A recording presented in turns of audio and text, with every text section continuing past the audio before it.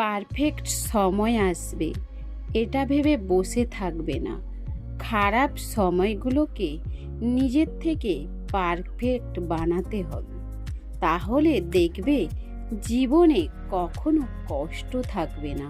Hello বন্ধুরা, নমস্কার। আমি তোমাদের সোমা। আমার আরও একটি মিনি ব্লগে তোমাদের অনেক অনেক স্বাগতম। আশা করি তোমরা সবাই ভালো আছো। তো আকাশে দেখো অনেক রোদ করেছে আজকে।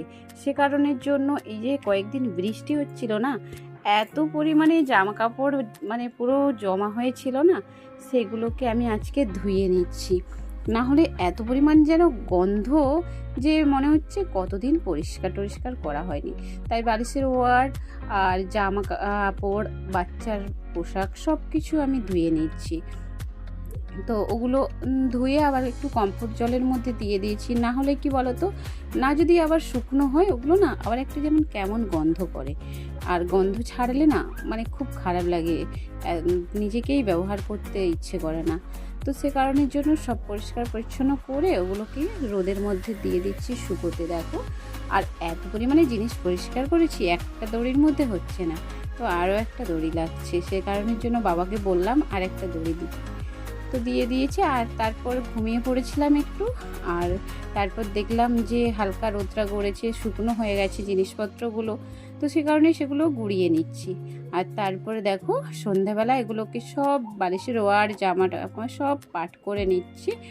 না হলে এলোমেলো হয়ে পড়ে থাকলে দেখতে খারাপ লাগে। আর নিজের কাজ নিজে গুছিয়ে রাখাটাই বেটার।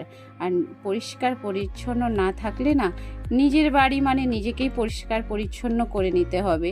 তো এদিকে দেখো স্যার এসেছেন পড়াতে, সে কারণের জন্য আমি এখানে চিপস ভাজা করে নিচ্ছি আর একটু চা বানিয়ে নিচ্ছি স্যারের জন্য। তো সে কারণে চিপস ভেজে নিলাম। তো সব সময় তো বিস্কুট দিয়েও দেওয়া যায় না, সে কারণের জন্য একটু চিপস ভেজে নিচ্ছি। তো একটু চিপস আর চা দিয়ে দিলে না সেটা একটা অন্যরকম লাগবে। তো চিপস ভাজা হয়ে গেছে, আর এদিকে দেখো চা বসিয়ে দিচ্ছি। আর স্যার তো চিনি খান না, তো সে কারণের জন্য আমি চিনি না দিয়ে একটু আদা দিয়ে, স্যারের সুগার রয়েছে, তো আদা দিয়ে চা বানিয়ে নিয়েছি আর চা গুঁড়ি দিয়ে দিয়েছি।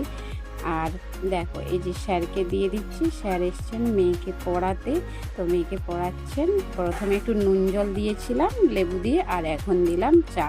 তো সবাই ভালো থেকো, যদি ভালো লেগে থাকে লাইক কমেন্ট করে শেয়ার করে দিও। টাটা।